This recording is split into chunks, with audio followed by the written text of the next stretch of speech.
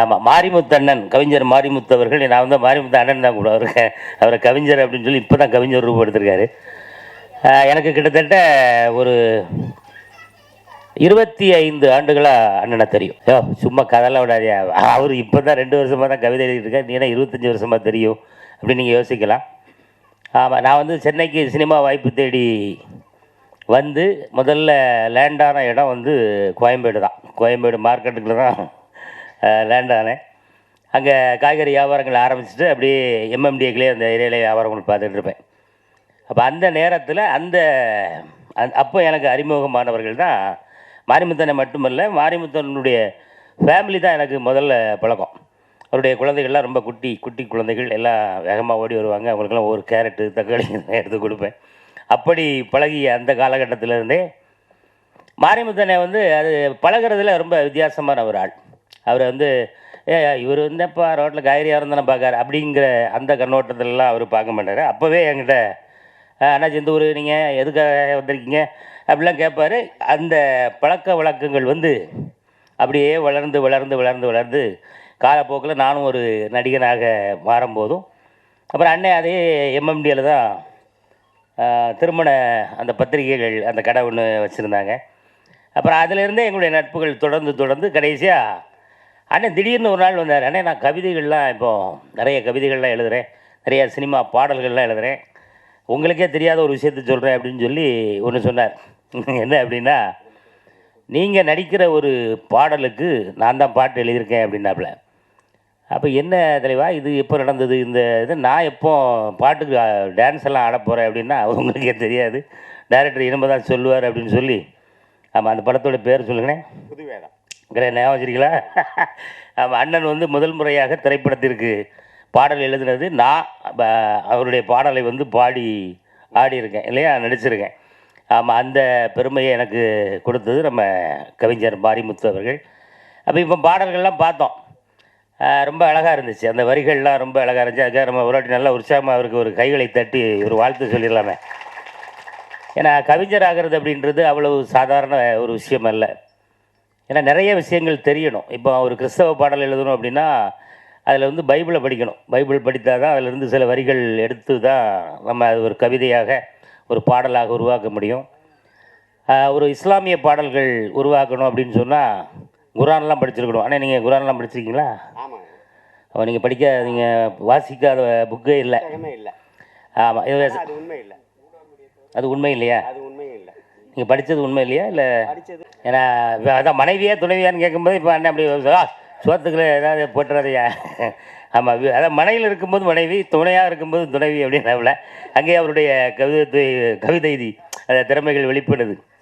ஆமாம், அண்ணன் உண்மையிலே இப்போ போன வாரம் தான் என்கிட்ட சொன்னாங்க, அண்ணாச்சி அடுத்த வாரம் நம்ம இந்த அழகாக சொன்னாங்களே, அது என்னது, காதலும் அல்ல கவிதையும் அல்ல காவியமும் அல்ல, ஆமாம் எல்லாமே உள்ளத்தை நடும் உண்மை தத்துவங்கள் அப்படி. உண்மையிலே அதை அந்த புக்கை படித்து பார்க்கும்போது உண்மையிலே ரொம்ப பெருமைப்பட்டேன். ஒரு மிகப்பெரிய ஒரு திறமசாலி கூட தான் நம்ம இவ்வளோ நாள் ட்ராவல் பண்ணிட்டு இருந்திருக்கோம் அப்படின்னு. ஏன்னா அவருடைய திறமை எனக்கு தெரியாது, சத்தியமாக உண்மை தான் சொல்கிறேன். நல்ல மனிதர்னு அவர் எனக்கு தெரியும். ஆனால் அவருக்குள் இவ்வளவு திறமைகள் ஒளிந்திருக்கிறதா அப்படிங்கிறது இந்த கவிதைகள் எல்லாம் அப்படியே ஒன்று ஒன்றா படிக்கும்போது தான் எனக்கு ஒரு அந்த கவிதை அப்படின்னோடனே எனக்கு ஒரு நான் சினிமாவுக்கு முயற்சி பண்ணும்போது ஒருத்தர் ஒரு கவிதை என்று சொன்னார். என்னங்க சினிமானா ரொம்ப கஷ்டமாக இருக்குங்க அப்படின்னு நான் சொல்லும்போது, அண்ணாச்சி உங்களுக்கு ஒரு கவிதை சொல்கிறேன், இதை கடைசி வரைக்கும் ஞாபகம் வச்சுக்கிடுங்க அப்படின்னு. அப்போ தான் எனக்கு கவிதைனாலே என்னென்னு தெரியும். சிங்கிள் டீ குடிப்பதற்கே சில நிமிடங்கள் காத்திருக்கின்ற பொழுது சினிமாவில் சாதிப்பதற்கு சில வருடங்கள் கண்டிப்பாக காத்திருக்க வேண்டும் அப்படின்னார். அந்த கவிதை இன்னும் என் மண்டையில் ஓடிக்கிட்டே இருக்குது. அதே போல் இப்போ அண்ணனுடைய கவிதைகள்லாம் அப்படியே ஒன்று ஒன்றா படிக்கும் பொழுது அதில் இதுதான் சிறந்தது அப்படின்லாம் என்னால் சொல்ல முடியல. அனைத்து கவிதைகளுமே அது உண்மைதான் தத்துவம்தான். இதெல்லாம் கல்வெட்டுகளில் பதிக்கப்பட வேண்டிய ஒரு முத்தான வரிகள் தான். அந்த வரிகளுக்கு சொந்தக்காரர் பக்கத்தில் நிற்கிறாரு. அவருடைய இந்த புத்தகம் இன்று வெளியிடுற நாளில் நானும் இந்த மேடையில் இருக்கிறதுல எனக்கு பெருமை, நம்ம எல்லாருக்குமே பெருமை. கண்டிப்பாக இந்த புத்தகத்தை எல்லாருமே வாங்கி படிங்க. அவ்வளவு அருமையான வரிகள் அதில் முத்தாக இருக்குது. இந்த வரிகளை படித்து ஆனந்தமடையுங்கள். தொடர்ந்து அண்ணன் மாரிமுத்து அவர்களை வாழ்த்துங்கள். அவர் இன்னும் மிகப்பெரிய உயரத்துக்கு வளரணும். ஆனால் இதுக்கப்புறம் அவர் வளர்கிறதுக்கு வாய்ப்பு இல்லை. ஏன்னு கேட்டால் இவ்வளோதான், நாங்கள்லாம் இந்த ஹைட்டில் தான் இருக்கோம். அந்த வளர்ச்சி சொன்னோம்னே என்ன நீங்கள். ஆமாம், நாளுக்கு நாள் வயசு குறைஞ்சிக்கிட்டே போகுது. அதேமாதிரி அடுத்த வருஷம் எவ்வளோ 18 முடிஞ்சு 19 பிறக்கா? போய் சொல்ல மாட்டேன், 17. 17ஆ? ஆமாம், அப்படியே அங்கே ஒரு ஆள் மாற்றி போடுறாரு. 17 ஏழத்துக்கு இந்த பக்கம் போட்டு ஒன்று அந்த பக்கமாக போடுறாப்புல. ஆமாம், அதனால் நாளுக்கு நாள் அண்ணன் மாரிமுத்து அவர்கள் இளமையோடு போய்கிட்டு இருக்கார். அந்த இளமையின் ரகசியம் என்னங்கிறத கடைசியாக கண்டிப்பாக சொல்லணும். இப்போ நாங்கள்லாம் சைடில் விரிஞ்சிக்கிட்டே போகிறோம், சரிண்ணே. ஆமாம், அதனால் அண்ணன் மாரிமுத்து அவர்களுக்கு என்னுடைய அன்பான வாழ்த்துக்கள். நம்ம எல்லாரும் மீண்டும் ஒரு முறை அவருடைய அந்த கவிதைக்கு ஒரு அற்புதமான கரவொலி எழுப்பி அவரை வாழ்த்தி, ஆமாம், மென்மேலும் வளர்க, இறைவன் அருள் பெருக அப்படிங்கிறத வாழ்த்தி விடைபெறுகிறேன். நன்றி, வணக்கம். ஒரு குறிப்பிட்ட ஒரு 2 பேருக்கு நன்றி கை தட்டினதுக்கு. எல்லாருமே தட்டினா நல்லா இருக்குமே. பாசக்கொடி, நேசக்கொடி, சத்யா வேறப்பா. பாசக்கொடி, நேசக்கொடி, போற்றும் கொடி, வெல்லும் கொடி, வெற்றி கொடி, வீரக்கொடி, இந்த ஊனாங்கொடி. அப்பாட்ட சொல்லிக்கிட்டு இருந்தேன். முத்துலிங்க அப்பா பக்கத்தில் உட்காந்தாங்க, நண்பர் பாட்டழகன் பக்கத்தில் உட்காந்தேன், என் தம்பி வைரமணி பக்கத்தில் உட்காந்தாங்க. சொன்னேன், மிகச்சிறந்த பாடல் ஆசிரியரை விட சிறப்பாக எழுதியிருக்கிறார் 3 பாடல்களையும். அதில் நான் உங்களை எங்கே பாராட்டுறேன்னா, இமான் அன்னைக்கு சொன்னாப்புல இந்த மும்மதங்களையும் கொண்டுட்டு வந்து எழுதுறீங்களே, தாத்தா வருவார்.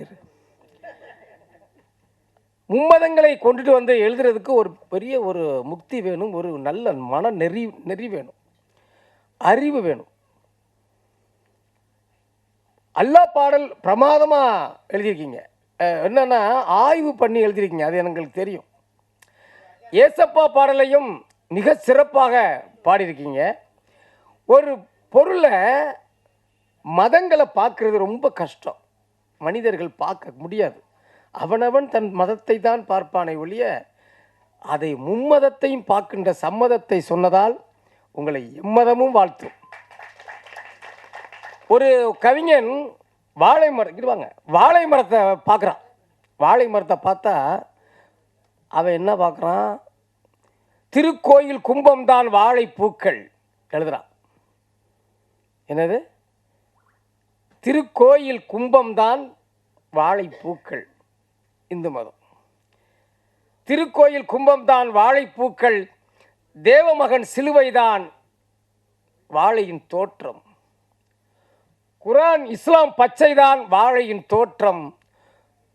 குலமென்றால் ஓர் குலம்தான் என்று சொல்லும் வாழை மரம். ஆகவேதான் அறிவாளால் அதை வெட்டுகின்றார், அடியோடு பிடுங்கி கட்டுகின்றார். ஒரு கவிஞர், அந்த கவிஞர் தான் உங்கள்கிட்ட பேசிக்கிட்டு இருக்க கவிஞர். விடிவு பெற இயேசுநாதர் விண்ணை விட்டே வர வேண்டும்.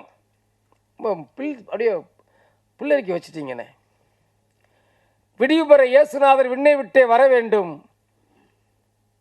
பிடி மண்ணில் பிள்ளையார் செய்து நபிகையில் தர வேண்டும். இதான் இவருடைய கவித்துவத்தின் நோக்கம். ஆனால் இந்த படைப்புகளை இசையமைப்பாளர் கொண்டாடப்பட இருக்கிறார் மோகன். நல்ல கைத்தட்டுங்க. எவ்வளோ பாருங்க, இந்த அரங்கமே ஒரு புகழ்பெற்ற அரங்கம். அருமையாக இசையமைச்சிருக்கீங்க. ரொம்ப ரொம்ப பெரிய லெவலில் இந்த பாடல் வெற்றி அடைப்பது. நான் ஒரு சாமியார் மாதிரி ஒரு கவிஞர், பேராசிரியர். என்ன சொன்னால் நடக்கும். ஒன்று சொன்னேன், அது நடந்துருச்சு. இப்போ அவர் மாதிரி இருக்குது, அப்படி தான் அது மாதிரி போகுதுன்னு அவருக்கு யாரோ ஒருத்தருக்கு புரிஞ்சிருச்சு. நான் இருந்தது வேறு இடத்துல இருந்தேன். இல்லை, அது அப்படி என்ன சொன்னால் நடக்கும். அதாவது எம்ஜிஆர் வந்தால் இந்தியா எழுந்து நிற்கும். அந்த எம்ஜிஆரே எழுந்து நிற்கிறது என் தந்தை முத்துலிங்கம் வந்தால். எம்ஜிஆர் வந்தால் இந்தியாவை எழுந்து நிற்கும். என் தந்தை முத்துலிங்கம் வந்தால் எம்ஜிஆரே எழுந்து நிற்பார். இவ்வளோ பெரிய ஒரு அரங்கத்தில் சரித்திரத்தை கொண்டாந்து உட்காந்து இந்த ஒருத்தரே எனக்கு ஒரு பெரிய விஷயம். அன்பு மகளே சொன்னிய, இன்னும் வெற்றியின் காட்சி, வீரத்தின் காட்சி, வெல்லும் காட்சி, எங்கே நின்றாலும் வெற்றி படைக்கும் காட்சி அண்ணாச்சி. அண்ணாச்சி வந்து ஆன் தி ஸ்பாட்டில் அடியக்கூடிய அபாரமான திறமை. பாச விழிகள், நேச விழிகள், இன்னும் போற்றுகிற, உலகமே போற்றுகிற அன்பு விழிகள், பண்பு விழிகள், அறிவு விழிகள், செறிவு விழிகள், ஆனந்தம் அடையக்கூடிய பல இயக்குனர்கள் வியந்து பார்க்கும் விழிகள், உலகமே போற்றும் விழிகள் அந்த ஊமை விழிகள். சொன்னீங்களே அண்ணாச்சி, லோகேஷ் கனகராஜ், எத்தனை ராஜ், அந்த ராஜ், இந்த ராஜ், காந்தராஜ், எல்லா ராஜுக்குமே பெரிய ராஜ் அந்த ராஜ், அரவிந்த் ராஜ். இன்னில நல்ல ஒரு அரங்குங்க. இசையமைப்பாளர் யார் இங்கே? எடிட்டர் யார்? எடிட்டர் 2-3 பேர். 2-3 பேர் இருக்காரா? சூரஜ் அப்புறம் எல்லாம் அவங்களெல்லாம் கொண்டாடணும். அற்புதம் தலைவா. வீடியோ அதாவது என்ன உண்மையில வேற எங்கேயாவது வீடியோகிராஃபர்லாம் எங்கே இருக்காங்க? எப்படி கண்டுபிடிச்சிங்க? நம்ம வந்து முழுக்க அதை வந்து ரசித்து இது நம்மளுடைய செயல் வந்து ஒரு இல்லை ரொம்ப நேர்த்தியாக திரைப்படங்களில் உள்ள ஒரு படைப்பாக இருந்தது. அப்புறம் இந்த நிகழ்ச்சி ஏன் இவ்வளோ பெரிய வெற்றி அடைஞ்சிருக்குன்னா, வெற்றி பிரமாண்ட வெற்றி தான். ஏன்னா எங்கள் அப்பா வந்திருக்காரு, அண்ணன் ஊமவெளிகள் அண்ணன் உட்காந்துருக்காங்க, அண்ணாச்சி தொழிலதிபர் தொழிங்க தொழில் பார்த்தா அவர் கையை பார்த்தாவே 10,000 கோடி வச்சுருப்பார் போல. அப்படியா? அவர் பேர் என்ன சொன்னீங்க? சீனிவாசன் கிடையாது, கரன்சி வாசன். ஆமாம், அங்கிட்டு ஒருத்தர் அவங்க நீ எங்கே இருக்கேன்? திருச்சி ஏர்போர்ட்னாரு. அங்கே ஒரு வீடுல நிறையா இருக்குது, ஒன்று வேணுமான்னாரு. என்னைய பார்த்து கேட்குற ஒரே கேட்குறேன். நல்ல ரசிகர்கள், அருமையான கவித்துவம் உங்களிடம் இருக்கிறது.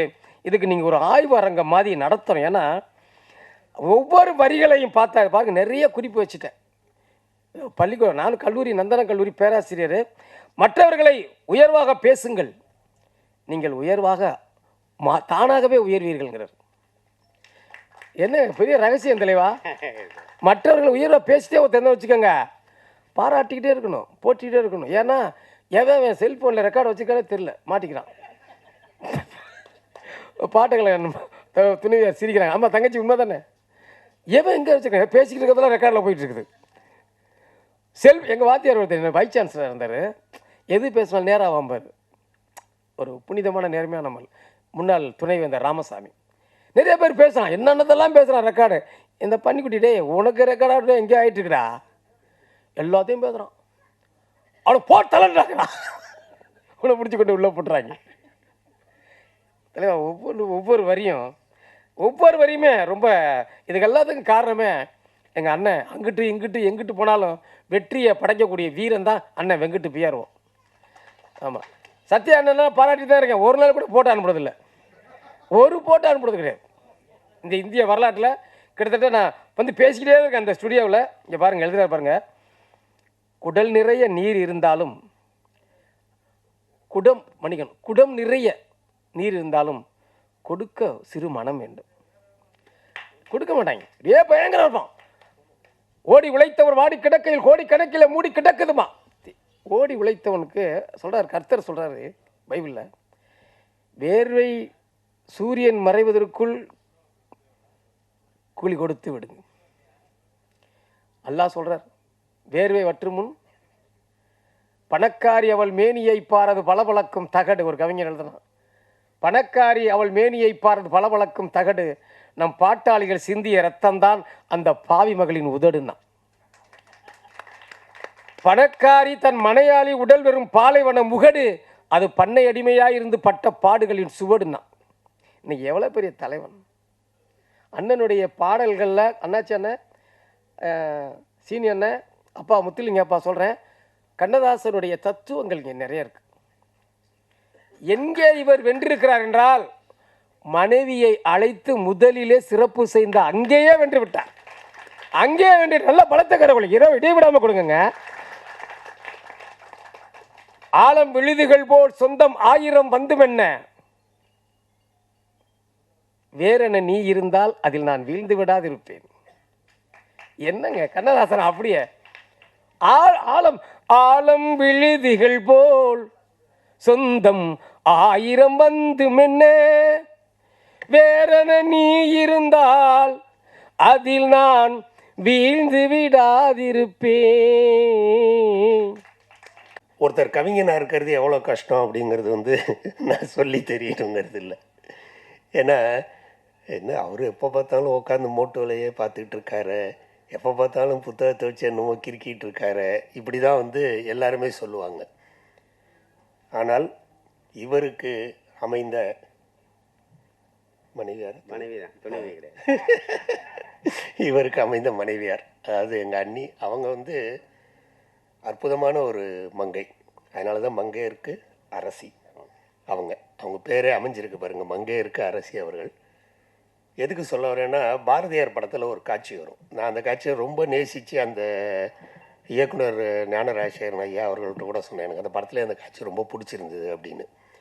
பாரதியார் உட்காந்துருப்பார், குழந்தைக்கு உடம்பு சரியில்லைன்னு அந்த அம்மா கண்ணம்மா தூக்கிட்டு வருவாங்க. தூக்கிட்டு வந்து என்ன அப்படின்னுவார். இல்லை குழந்தைக்கு உடம்பு சரியில்லை.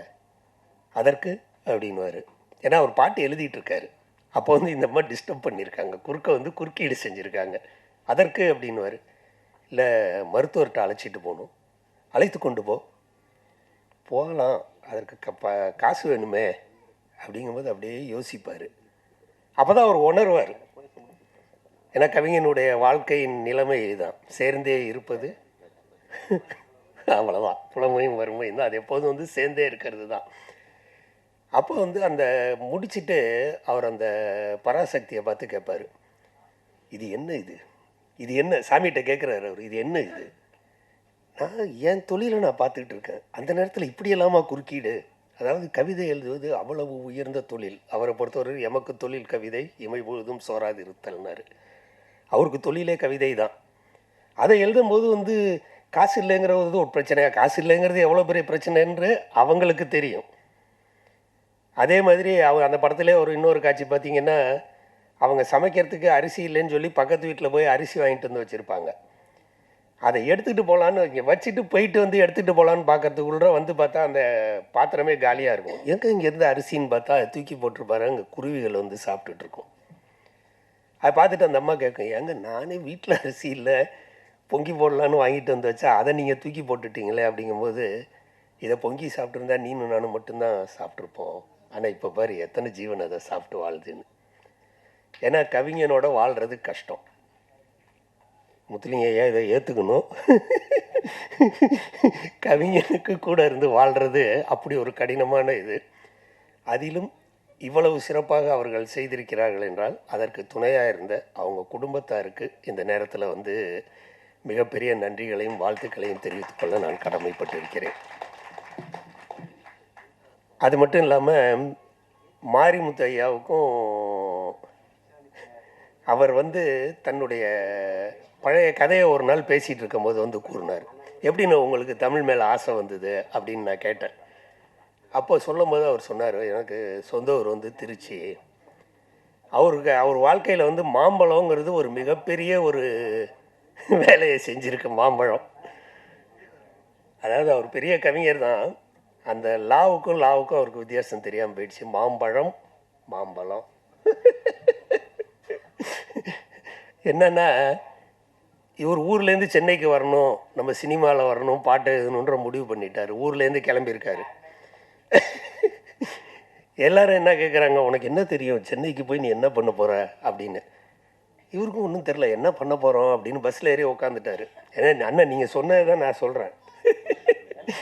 பஸ்ஸில் ஏறி உக்காந்துட்டார். எங்கே போகிறதுன்னு தெரில, மெட்ராஸுக்கு டிக்கெட் எடுக்கணும், எங்கே போகிறதுன்னு தெரில. முன்னாடி உட்காந்துருக்க 2 பேர் பார்த்தா மாம்பழத்துக்கு ஒரு டிக்கெட்டு கொடுங்க, மாம்பழத்துக்கு ஒரு டிக்கெட்டுன்னு. இவர் மனசில் என்ன ஓடி இருக்கு, ஓஹோ சென்னையில் பெரிய மாந்தோப்பு இருக்குது போல இருக்குது, அங்கே பெரிய மாம்பழம், நமக்கு வேலை கிடச்சிடுச்சே, நமக்கு தான் தெரியுமே, இங்கேயே நம்ம தோப்பு தோறவெல்லாம் பார்த்துருக்கோமே, சென்னையில் போய் மாந்தோப்பை நம்ம பார்த்துக்கலான்ற முடிவோட மாம்பழத்துக்கு ஒரு டிக்கெட் எடுத்துட்டார். அவரும் வண்டி வந்து நிற்கிது, மாம்பழம் இறங்குங்க தம்பி, நீ என்னப்பா மாம்பழம் தான் டிக்கெட் எடுத்த இறங்குன்றாரு. இறங்கி பார்த்தா அங்கே மாந்தோப்பே காணும். என்னடா அது மாந்தோப்புன்னு மாம்பழம்னு சொல்லி டிக்கெட் எடுக்க சொன்னாங்க. அதான் அங்கே லாவுக்கு வித்தியாசம் தெரியல உங்களுக்கு. வந்துடுச்சு பாருங்க மாம்பழம். போய் இறங்கி பார்த்துட்டு அப்பயும் பாருங்கள் அவருடைய ஆசையை பாருங்கள். சரி கொஞ்சம் தள்ளி போனால் இருக்கும் போல இருக்குது, பஸ்ஸு நிற்கிற இடத்துக்கு பக்கத்துலையா தோப்பு வச்சுருப்பாங்க, கொஞ்சம் தூரம் நடந்து போகலான்ட்டு ஒரு பாட்டுக்கு நடந்து போயிட்டே இருக்கார். எங்கே பார்த்தாலும் கடைகண்ணியாக தான் இருக்குது, மாம்பழம் தோப்பையே காணும், மாந்தோப்பையே காணும். என்ன பண்ணுறேன்னு தெரியல, இருக்கிறதுக்கு ஒரு டீ குடிப்போன்னு உட்காந்த இடத்துல தான் அவருக்கு வாழ்க்கை வந்து ஆரம்பமாகுது. தம்பி நீ என்ன பண்ணுற? பலருடைய வாழ்க்கையில் இந்த கேள்வியை நம்ம கேட்டிருப்போம், தம்பி நீ என்ன பண்ணுற? அங்கே தான் நம்ம வாழ்க்கை துவங்குது அப்படிங்கிறது. அது மாதிரி ஆரம்பித்து இன்றைக்கி அவர் வந்து இந்த அளவுக்கு வளர்ந்திருக்கிறார் என்றால் அவருக்கு அதிர்ஷ்ட தேவதை மிகப்பெரிய அளவில் கை கொடுத்திருக்கிறார் என்று தான் நான் சொல்லுவேன் நிச்சயமாக. ஏன்னா அவருடைய நல்ல மனசுக்கு எல்லாமே வந்து மிகவும் நல்லபடியாக அமைஞ்சது. அவரே சொன்னார், வெற்றிங்கிறது வந்து எனக்கு ஈஸியாகவே உடனே கிடச்சிக்கிட்டே இருந்தது அப்படின்ற மாதிரி. இன்றைக்கு அவருடைய இந்த மாபெரும் வெற்றிக்கு அந்த மாம்பழம், அதாவது சிவனுடைய வாழ்க்கையில் மாம்பழம் வந்து ஒரு பெரிய பிரச்சனையை ஏற்படுத்துனது, உங்கள் வாழ்க்கையில் மாம்பழம் ஒரு பெரிய சந்தோஷத்தை வந்து வழங்கியிருக்குது. ஊனாங்குடி இது கவிதையும் அல்ல, காதலும் இல்லை, காவியமும் அல்ல. அதான் நான் கேட்டேன், அப்போ என்னதாங்க எழுதியிருக்கீங்க நீங்கள்? காதலும் இல்லைன்றீங்க, கவிதை இல்லைன்றீங்க, காவியம் இல்லை, உள்ளத்தை நெருடும் உண்மை தத்துவங்கள்னாரு. அதாவது தத்துவங்கள் அப்படிங்கும்போது வாழுகின்ற மக்களுக்கு வாழ்ந்தவர்கள் தான் பாடம் என்பார்கள். அது நம்மளே வந்து ஜென்ரலாக வந்து கேட்போம், அது இந்த கோர்ஸ் எடுத்து படிக்கலாங்களா, அந்த கோர்ஸ் எடுத்து படிக்கலாங்களா அப்படின்னு நமக்கு ஒரு சந்தேகம் வரும்போது அந்த கோர்ஸ் படித்தவங்கள்ட்ட போய் கேட்கும்போது அவங்க சொல்லுவாங்க, இதில் இது அவ்வளோ இதாக இல்லை, நீங்கள் அதை எடுத்து படிங்க. எல்லாத்துலேயுமே பார்த்தீங்கன்னா நமக்கு முன்னால் செயல்பட்டவர்கள், வாழ்ந்தவர்கள், அவர்கள் கொடுக்கின்ற பாடம் தான் நமக்கு. அதே மாதிரி தத்துவங்கள் அப்படிங்கிறது என்னென்னா, வாழ்க்கையில் போராடி கடைசியாக ஒரு முடிவுக்கு நம்ம வருவோம்ல, 2 வரியில் நம்ம வாழ்க்கையை சொல்லுவோம்ல, அதுதான் தத்துவம். நம்ம வந்து எல்லா விஷயத்தையும் போராடி நம்ம கண்டுபிடிக்க முடியாது. ஆனால் இவர் வந்து எப்படி கண்டுபிடிச்சாருன்னு தெரியல. உண்மை தத்துவங்களை தொகுத்து ஒரு அற்புதமான புத்தகம். நம்ம சொர்க்கம் அவர்கள் சொன்ன மாதிரி வந்து ஒரு வரிகளையும் பாராட்ட வேண்டிய வரிகளாக எழுதியிருக்காரு. அப்படி ஒரு அற்புதமான படைப்பு வந்து இந்த ஊனாங்குடி. அதுக்கு பேர் வச்சுருக்கார் பாருங்க, ஊனாங்குடி அப்படின்னா என்ன அப்படிங்கிறது புரியல. ஃபஸ்ட்டு ஊனாங்குடினா என்னென்ன கேள்விப்பட்டிருக்கேன், ஆனால் பெருசாக தெரியல என்ன அப்படின்னு. இப்போ தான் உடனே இருக்குதே, டக்குன்னு தட்டுனா காட்டிடுதே. ஊனாங்குடிங்கிறத பார்த்தீங்கன்னா அது வேலியில் படரக்கூடிய ஒரு கொடி. அதனுடைய மிகப்பெரிய சக்திங்கிறது பார்த்திங்கன்னா அதனுடைய உறுதித்தன்மை, ஒரு கயரை விட உறுதியானது. சின்ன வயசில் வந்து பசங்க வந்து ஊஞ்சல் கட்டி ஆடுறதுக்கு பயன்படுத்துறது வந்து ஊனாங்குடி. விறகை கட்டி தலையில் சுமந்துட்டு போகிறதுக்கு லேடிஸ் பயன்படுத்துறது வந்து ஊனாங்குடி. மலையில் பிடிச்சிட்டு ஏறுறதுக்கு மேலே தூக்கி போட்டு விளையாட்டில் பயன்படுத்துறது வந்து ஊனாங்குடி. இப்படி ஒரு சிறப்பான ஊனாங்குடி. அதனுடைய தன்மை வந்து உறுதித்தன்மை, அந்த பலம். இவர் அந்த புத்தகத்துக்கு ஏன் அந்த டைட்டிலை வச்சுருக்காரு அப்படிங்கிறத பார்த்தீங்கன்னா, அவர் எழுதியிருக்க தத்துவங்கள் அத்தனையும் ஊனாங்குடி மாதிரியே உறுதித்தன்மை வாய்ந்தவை, உறுதியான தத்துவங்கள். ஒன்றையும் அதான் நான் சொன்னேன்னா, ஜூஸை ஃபுல்லாக புழிஞ்சி சக்கையை ஃபுல்லாக தூக்கி போட்டுட்டு அந்த சாரை மட்டும் நமக்கு குடிக்க கொடுக்குறாங்களா, அந்த மாதிரி எல்லா அனுபவத்தையும் வடித்து எடுத்து அதனுடைய அந்த ஜிஸ்ட்டு கடைசி அந்த துளி அதை ஒண்டி நமக்கு கொடுத்துருக்காரு. அதற்காகவே கவிஞருக்கு வந்து பாராட்டினேன். ஏன்னா போராடாமல் நிறைய விஷயங்களை நம்ம ஈஸியாக தெரிஞ்சுக்கிற மாதிரி வந்து இந்த ஊனாங்குடியை கொடுத்துருக்காரு.